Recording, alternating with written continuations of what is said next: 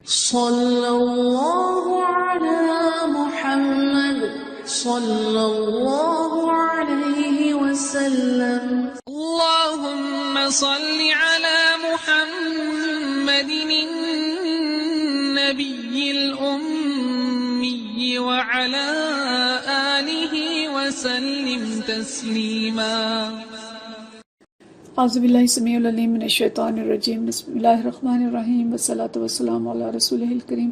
بخاری شریف باب مواقیت الصلاۃ اور ظہر کی نماز کے اوقات کے بارے میں ہی آج کی ہماری حدیث بھی ہوں گی، اور آج کا باب پچھلے باب کا ہی بھی تسلسل ہے، اور عنوان ہے الابراد بالظہر فی السفر، کہ سفر میں ظہر کی نماز کو ٹھنڈے وقت میں ادا کرنے کا بیان. کہ گرمیوں کے موسم میں ظہر کی نماز اگر ہم سفر میں ہیں تھوڑی تاخیر کر کے پڑھنی چاہیے. یہ صرف حالت اقامت سے متعلق ہی نہیں تھا کہ ہم مقیم ہیں تو ہم ٹھنڈا کر کے پڑھیں، بلکہ سفر میں بھی جو ہے ظہر کی نماز کو قدر تاخیر سے پڑھنا بہتر ہے. حدیث نمبر 514 ہے، اور یہ حضرت ابو ذر غفاری رضی اللہ تعالیٰ عنہ سے ہی روایت ہے. فرماتے ہیں قال كنا مع النبی صلی اللہ علیہ وسلم فی سفر، کہ ہم ایک سفر میں نبی کریم صلی اللہ علیہ وسلم کے ساتھ تھے. فَأَرَادَ الْمُؤَذِّنُ أَن يُؤَذِّنَ لِلظُّهْرِ، تو مؤذن نے ارادہ کیا کہ ظہر کے لیے اذان دے. فقال النبی صلی اللہ علیہ وسلم، تو نبی صلی اللہ علیہ وسلم نے فرمایا ابرد، کہ ذرا ٹھنڈا ہو جانے دو، کہ تھوڑی تاخیر کرو.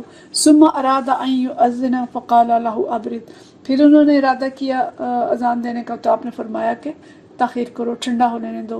حتی رأینا فی الطلول، یہاں تک کہ ہم نے ٹیلوں کا سایہ دیکھا، جو ہم پچھلی حدیث میں بھی پڑھ چکے ہیں. فقال النبی صلی اللہ علیہ وسلم، تو نبی صلی اللہ علیہ وسلم نے فرمایا ان شدت الحر من فیح جہنم، کہ گرمی کی شدت جو ہے یہ جہنم کی بھاپ کی وجہ سے یا جہنم کے سانس لینے کی وجہ سے ہے. فَإِذَا اشْتَدَّ الْحَرُّ فَأَبْرِدُوا بِالصَّلَاةِ، اور جب گرمی زیادہ ہو جائے تو نماز میں تاخیر کرو. تو یہ وہی حدیث ہے جس کی تفصیل ہم پیچھے پڑھ چکے ہیں. اب اگلی حدیث پہ چلتے ہیں، حدیث نمبر 515.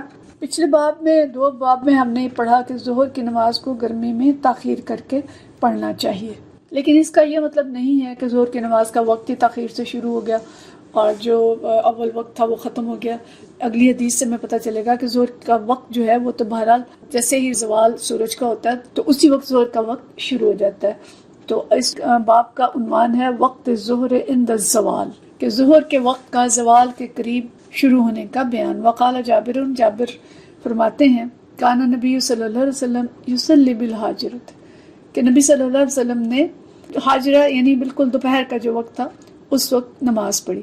حاجرہ لفظ جو ہے یہ ہجر سے ماخوذ ہے، اور ہجر کہتے ہیں ترک کرنے کو. تو دوپہر کے وقت جب گرمی زیادہ شدید ہوتی ہے تو لوگ راستے میں چلنا پھرنا چھوڑ دیتے ہیں. ہم دیکھتے ہیں کہ گلیاں سنسان ہو جاتی ہیں، شدید گرمی کے وقت لوگ اندر بیٹھ جاتے ہیں، تو اس وقت کو حاجرہ کہا جاتا ہے.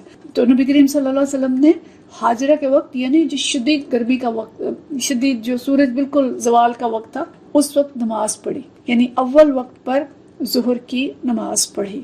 حدیث ہے 515، اور حضرت انس بن مالک رضی اللہ تعالیٰ عنہ سے روایت ہے.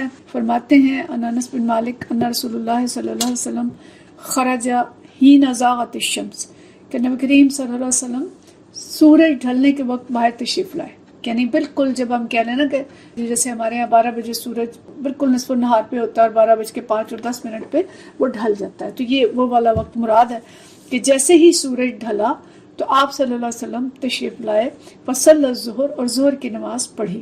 فقام علی المنبر، پھر آپ صلی اللہ علیہ وسلم ممبر پر تشریف لے گئے. فذکر الساعہ، اور آپ نے قیامت کا ذکر کیا. فذکر ان فیہا امورا عظاما، تو آپ صلی اللہ علیہ وسلم نے پھر اس میں بڑے بڑے امور کا ذکر کیا.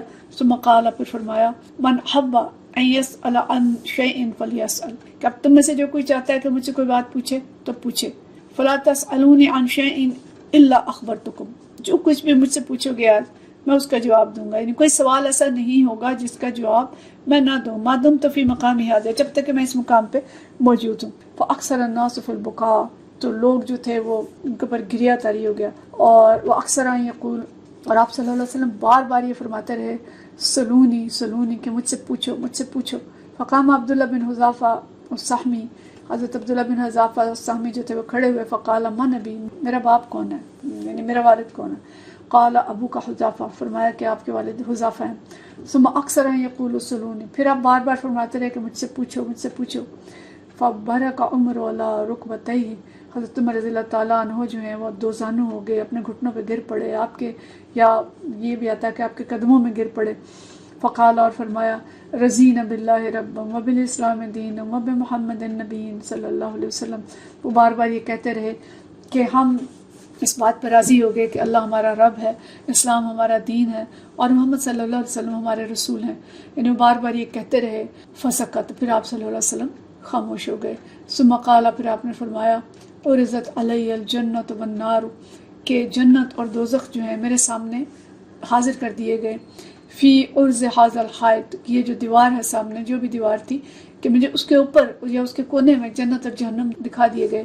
فلم اراک الخیر والشر، اور میں نے جنت سے بہتر اور جہنم سے بدتر کوئی چیز نہیں دیکھی. اچھا، اس حدیث کو میں نے بیچ میں اس کی کوئی تفصیل نہیں کی کہ اس کو ہم الگ سے بات کرتے ہیں، اور اس کا پس منظر یہ ہے جو دوسری جگہ پہ بھی آیا ہے، اور اس حدیث کو ہم باب العلم میں بھی پڑھ چکے ہیں، شاید مکمل نہیں پڑھی تھی، اس کا کچھ حصہ وہاں پہ پڑھا گیا تھا، کہ نبی کریم صلی اللہ علیہ وسلم کی اونٹنی گم ہو گئی، اور آپ صلی اللہ علیہ وسلم نے پوچھا کہ اگر کسی کو میری اونٹنی کا پتہ ہو تو بتائے. تو اس وقت منافقین نے آپس میں سرگوشیاں شروع کر دی اور نبی کریم صلی اللہ علیہ وسلم کے مذاق اڑانے شروع کر دیے کہ یہ دعویٰ تو کرتے ہیں وحی کا، اور انہیں یہ معلوم نہیں ہے کہ میری اونٹنی کہاں ہے. تو یہ باتیں جب آپ صلی اللہ علیہ وسلم تک پہنچی تو آپ صلی اللہ علیہ وسلم نے اس وقت فرمایا کہ مجھے اللہ تعالیٰ نے وحی کے ذریعے بتایا ہے کہ میری اونٹنی فلاں درخت کے نیچے بندھی ہوئی ہے. یعنی آپ نے بتا دیا کہ اونٹنی فلاں جگہ اس کو جا کے لے آئیں. اور اس کے بعد آپ صلی اللہ علیہ وسلم ممبر پہ چڑھے اور آپ غصے میں آ گئے، اور جوش میں آ کے آپ صلی اللہ علیہ وسلم نے لوگوں سے کہا کہ ٹھیک ہے، اس وقت مخصوص وقت میں جو کچھ مجھ سے پوچھنا چاہتے ہو پوچھو، اور جو سوال تم کرو گے میں اس کا جواب دوں گا. اور اس وقت میں جو صحابہ کرام رضوان اللہ مجمعین نبی کریم صلی اللہ علیہ وسلم کے مزاج کو سمجھتے تھے، انہیں آپ صلی اللہ علیہ وسلم کا غصہ بھی نظر آیا اور آپ کا جوش میں آنا بھی نظر آیا. اور اس سے پہلے جیسے آپ نے آخرت کا ذکر کیا اور آخرت کے جو مختلف بڑے بڑے مراحل تھے ان کا ذکر کیا، جیسے یہاں پہ جو الفاظ استعمال کیے گئے ہیں کہ وَذَكَرَ أَنَّ فِيهَا أُمُورًا عَظَامًا، بڑے بڑے امور کا ذکر کیا. ظاہر ہے اس میں آپ نے جنت کا، دوزخ کا، پلسرات کا، اور جو دوسرے مرحلے پیش آنے والے ہیں آخرت کے، ان کا ذکر کیا. تو لوگ جو تھے ان کے اوپر ایک گریہ طاری ہو گیا اور رونے لگ گئے، اور کچھ لوگوں کے اوپر گریہ جو ہے وہ نبی کریم صلی اللہ علیہ وسلم کے غصے اور جوش اور ڈر کی وجہ سے بھی طاری ہوا. تو صحابہ کرام جو تھے وہ رونے لگ گئے، اور لیکن اس سے فائدہ اٹھا کے حضرت عبداللہ بن حذافہ جو ہیں انہوں نے ایک سوال کیا، اور اس سوال کا پس منظر بھی یہ تھا کہ ان کو بھی منافقین اور لوگ جو ہیں وہ تنگ کیا کرتے کہ آپ کے والد جو ہیں ان کا پتہ نہیں ہے کون ہے، اور معاذ اللہ ان سے بھی کہتے تھے کہ آپ اپنے باپ کے نطفے سے نہیں ہیں. تو انہوں نے اس وقت سے فائدہ اٹھایا اور یہ سوال کر لیا کہ آج نبی کریم صلی اللہ علیہ وسلم ہر سوال کا جواب دے رہے ہیں تو میں بھی اپنے جو ولدیت ہے اس کو کلیئر کر لوں. تو انہوں نے پوچھا کہ میرے باپ کون ہے، تو آپ صلی اللہ علیہ وسلم نے تصدیق کی کہ آپ حذافہ کے بیٹے ہی ہیں. گویا ان کی بھی اس پہ تسلی ہوگی. یہ روایت میں آتا ہے کہ ایک اور شخص تھا، اس نے پوچھا کہ میرا باپ کون ہے، تو آپ نے فرمایا کہ آپ کے باپ جو ہیں وہ سالم ہیں. ایک جگہ پہ ایک اور بھی سوال بیان کیا گیا کہ ایک شخص نے پوچھا کہ میں جنت میں جاؤں یا جہنم میں، تو آپ نے فرمایا کہ جہنم میں. تو مختلف یعنی یہ 2-3 سوال ہیں جن کا وہاں پہ ذکر آیا ہے.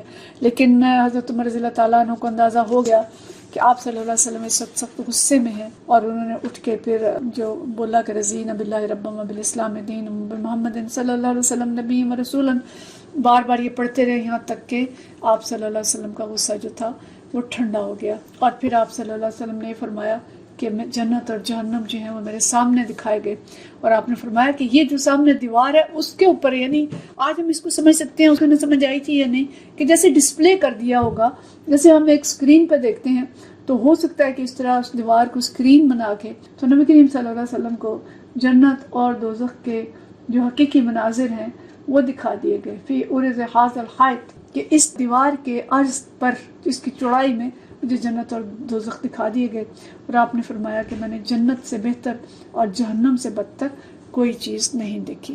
لیکن اس حدیث کو مواقیت الصلاۃ میں لانے کی وجہ جو ہے وہ بالکل اس کا شروع کا حصہ ہے، جس میں حضرت انس فرماتے ہیں کہ خرج حین زاغت الشمس فصلی الظہر، کہ نبی کریم صلی اللہ علیہ وسلم بالکل سورج کے زوال کے وقت نکلے اور آپ نے ظہر کی نماز پڑھائی.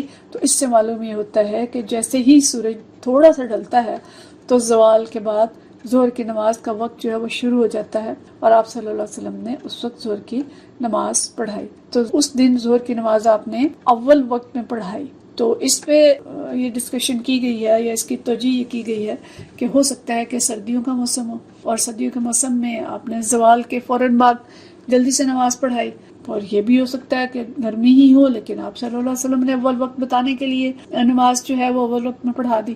تو بہرحال اس حدیث سے معلوم ہوتا ہے کہ نبی صلی اللہ علیہ وسلم نے ظہر کی نماز زوال کے فوراً بعد ادا کی، اور یہ بھی پتہ چل رہا ہے کہ کسی بھی عالم سے غیر ضروری سوالات نہیں کرنے چاہیے کہ جس سے غصہ آ جائے یا کوئی ایسی بات، خاص طور پہ نبی کریم صلی اللہ علیہ وسلم کے بارے میں تو قرآن کے اندر آیا کہ ایسے سوال نہ پوچھو کہ جو ظاہر کر دیے جائیں اور پھر سمجھ بھی نہ آئے یا تمہیں برا لگے یا تم کفر میں مبتلا ہو جاؤ۔ اور یہ بھی کہا جا رہا ہے کہ شاید وہ جو آیت ہے وہ اسی وقت نازل ہوئی تھی، بہرحال واللہ عالم کہ اسی وقت نازل ہوئی تھی یا اس کے علاوہ نازل ہوئی تھی کہ اللہ نے منع کیا کہ ایسے سوال نہ پوچھو گے جو تم پہ ظاہر کیا جائے تو تم میں ایمان اپنا کھو دینے کا خطرہ ہو۔ حضرت عمر رضی اللہ تعالیٰ عنہ کی بصیرت کا بھی ہمیں پتہ چل رہا ہے کہ نبی کریم صلی اللہ علیہ وسلم کی ناراضگی کو وہ سمجھ گئے اور انہوں نے اس کو ٹھنڈا کرنے کے لیے وہ کلمات کہے۔ پھر آپ صلی اللہ علیہ وسلم کے مزاج کے اندر جو حیا اور عاجزی تھی اس کا بھی ہمیں پتہ چل رہا ہے کہ جو سوالات لوگوں نے کیے اس پہ انہیں ڈانٹا نہیں ہے بلکہ اس کا جواب دیا، اور یہاں ہمیں نبی کریم صلی اللہ علیہ وسلم کا معجزہ بھی پتہ چل رہا ہے کہ ہر سوال کا جواب آپ نے دیا جو آپ سے پوچھا گیا۔ تو اس حدیث سے ہمیں پتہ چل رہا ہے کہ نبی کریم صلی اللہ علیہ وسلم نے اول وقت میں ظہر کی نماز پڑھی، اور امام ابو حنیفہ اور امام شافعی کے جو مسالک تھے اور ان کے جو دلائل تھے وہ بھی ہم نے پڑھ لیے۔ ایک اور ہمیں حدیث ملتی ہے جو اس میں نہیں ہے لیکن اس کے نماز کی تاخیر اور اس کو اول وقت میں پڑھنے کے بارے میں حضرت خباب بن ارت رضی اللہ تعالیٰ عنہ کے بارے میں آتا ہے کہ انہوں نے نبی کریم صلی اللہ علیہ وسلم سے شکایت کی کہ یا رسول اللہ صلی اللہ علیہ وسلم ظہر کی نماز کے وقت شدید گرمی ہوتی ہے جو ناقابل برداشت ہوتی ہے، اور وہ بیان کرتے ہیں کہ ہم پھر کبھی کبھی اپنے کپڑے کا ایک حصہ بچا کر اس پر سجدہ کرتے تھے۔ تو حضرت خباب فرماتے ہیں کہ کہا گیا فلم یشکنا کہ ہماری شکایت جو ہے اس کا ازالہ نہیں کیا گیا، گویا ہمیں گرمی میں ہی نماز پڑھنی تھی۔ اس کو یعنی حنفیہ یہ کہتے ہیں کہ حضرت خباب جو ہیں وہ ظہر کو اور زیادہ تاخیر سے پڑھنا چاہتے تھے، تو زیادہ تاخیر کی اجازت جو ہے وہ نبی کریم صلی اللہ علیہ وسلم نے نہیں دی۔ تو بہرحال ہمیں سمجھ میں یہ آتا ہے کہ نماز کا وقت ظہر کا بالکل سورج ڈھلنے کے ذرا سا زوال جب ہوتا ہے تو اس کے ساتھ ہی شروع ہو جاتا ہے، اور پھر اس کا وقت جو ہے وہ عصر کا وقت داخل ہونے سے پہلے تک ہوتا ہے۔ عصر کی آگے ہم تفصیل پڑھیں گے، اور علماء نے ایک مثل اور دو مثل سائے کی جو بحث کی ہے اس میں ہم نہیں پڑھیں گے، لیکن اوقات نماز میں یہ ہم ذہن میں رکھیں کہ اول وقت میں نماز پڑھنا مستحب ہے، البتہ گرمی میں اس کو تاخیر کر کے پڑھا جا سکتا ہے، خاص طور پہ نماز باجماعت کے لیے، لیکن خواتین اگر اول وقت میں پڑھیں تو زیادہ بہتر ہے۔ وآخر دعوانا ان الحمد للہ رب العالمین۔